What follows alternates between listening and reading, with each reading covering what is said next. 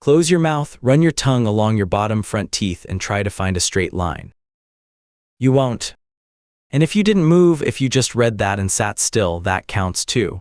You already knew what your tongue was going to find. If you did find a straight line, stay. You're the interesting one, and that has an explanation too. It's coming. Most people can't. Most people have at least one tooth turned or overlapping or sitting slightly behind its neighbors, and most people file that under bad luck, a small private flaw, something that happened to them personally. It didn't. It's about 10,000 years old, and it happened to almost everyone alive. Think about what you ate this morning, not the meal, the texture. Something soft enough that you swallowed it without deciding to. Bread that gave way, coffee, something out of a packet that was already broken before it got to you. Your jaw did almost nothing. It did almost nothing yesterday. It has done almost nothing every day of your life. Now picture a skull coming out of the ground from before any of that existed. The teeth are straight, not straightened. Straight. Nobody fixed them because there was no one to do it and no reason to want it. And the mouth closes differently from yours. When that jaw shut, the top front teeth met the bottom front teeth edge to edge, like scissors closing on themselves. Your top teeth sit in front of your bottom ones. You have an overhang. That mouth didn't, and that mouth is not the odd one out. For almost all of the time there have been human mouths. That is what a human mouth did. That is not one lucky skull. Nearly 300 of them have been measured, spanning 28,000 years, and before farming, crowded mouths are almost absent from the record. Not rare, almost absent. The arrangement your tongue is touching right now is the new one. So what happened to you? About 10,000 years ago, in a handful of places, people stopped chasing food and started growing it. You know this part. Everybody knows this part. Here's the part that reaches your mouth, and it isn't what they grew. It's what happened to the food between the field and the face. Grain gets ground grain gets wet ground grain gets cooked. And by the time it arrives, it is soft, and it stays soft, and a mouth that eats it, your mouth. Every day of your life does a fraction of the work a mouth used to do.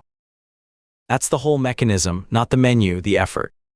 In 1995, the bioarchaeologist Clark Spencer Larson gathered the skeletal evidence from farming and foraging populations across the world, and the picture was consistent, and it was not flattering. Where agriculture arrived, oral health went down, skeletons got less robust, and the face and the jaw changed shape. In 2017, a study in the Proceedings of the National Academy of Sciences put numbers on it. Cats, Grote and Weaver measured 559 skulls and 534 lower jaws from more than 24 pre-industrial populations. The groups eating cereals had different skulls from the groups that hunted.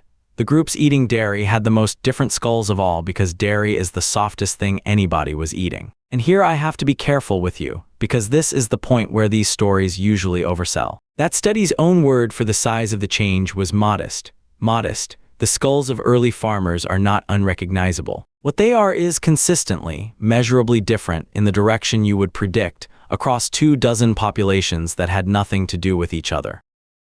So a real step down, a smaller one than you would expect. Hold on to that. It is about to matter more than anything else in this video. Now the part that explains why any of this ended up in your mouth specifically. Your mouth is built by two processes, running on two schedules, and they cannot see each other. The first is your teeth. Tooth size is genetic. A crown finishes growing before the tooth ever comes through the gum, and nothing you do touches it after that. The second is your jaw, and your jaw is nothing like that. Bone is built by load. A jaw that gets worked while it is growing grows longer and wider than a jaw that doesn't, the same way the rest of your skeleton answers to what you ask of it. Two clocks, one set by inheritance, one set by your childhood dinners.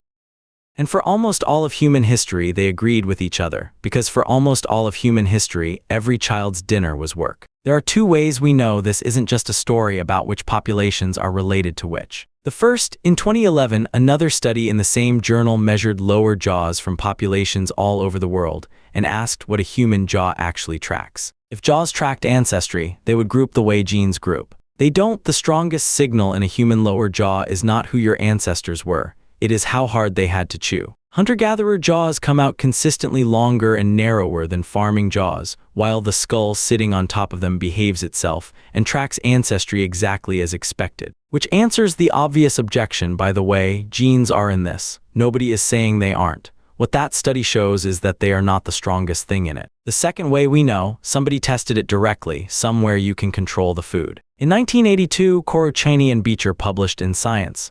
43 squirrel monkeys, same species, same stock, half raised on food the way it comes, half raised on the same food, softened, nothing else different. The soft food monkeys grew narrower dental arches, their premolars crowded, their teeth came in rotated and displaced.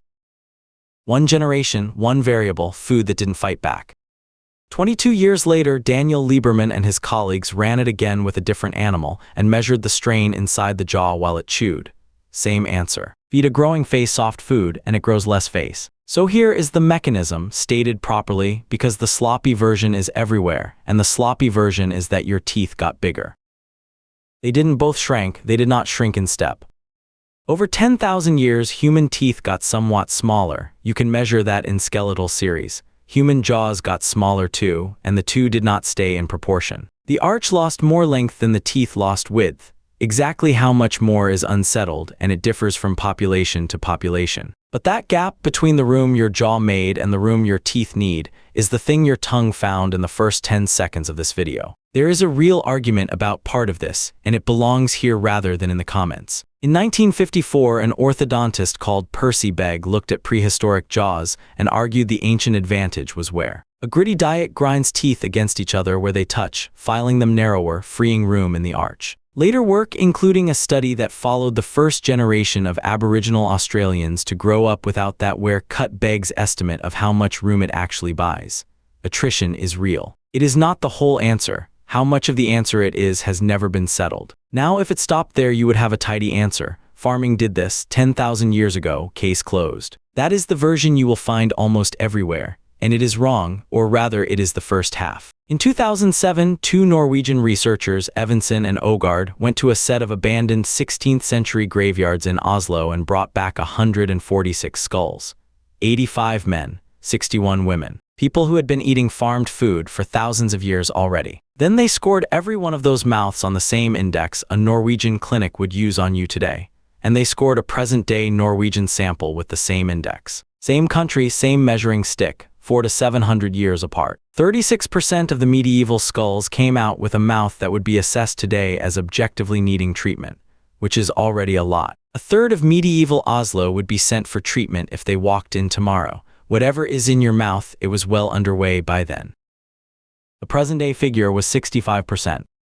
It nearly doubled in 400 to 700 years. Same city, same population, long after farming had stopped being news. So whatever this is, it did not finish in the Neolithic. Something kept going. Flour got finer, cooking got longer. Food arrived at the table more and more broken before it ever reached anybody's teeth, including yours. Corrucini spent years documenting exactly that in living people, rural populations against urban ones inside the same countries, and the pattern held. The faster a place modernized, the faster its mouths changed. Not over millennia, sometimes inside a single generation. And if you were the one who found a straight line, you are not outside this. You are the clearest evidence in it. Something driven by chewing load does not hand down the same verdict everywhere.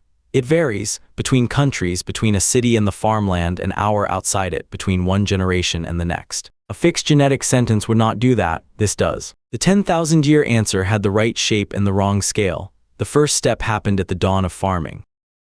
The second one happened to your great-grandparents.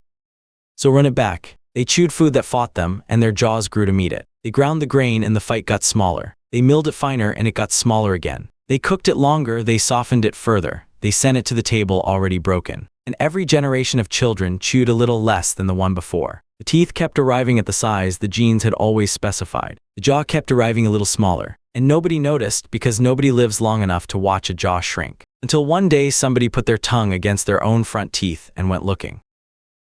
That was you at the start of this video. Here's the part worth keeping. The crooked tooth in your mouth is not a mistake you made. It is not carelessness, and it is not bad luck, and it is not a verdict on you. It was finished before you had any say in it. Your jaw stopped taking instructions from your dinner somewhere in your childhood, and by the time you were old enough to have an opinion about your own face, the measuring was already over. You are not looking at a flaw, you are looking at a record. Every crowded mouth on earth tonight is carrying the same one, and it says the same thing. Somewhere behind you, a long way back, the food got easy. 10,000 years of it, written somewhere you can reach with your tongue. Dimly opens one of these doors every week. Subscribe and stay curious.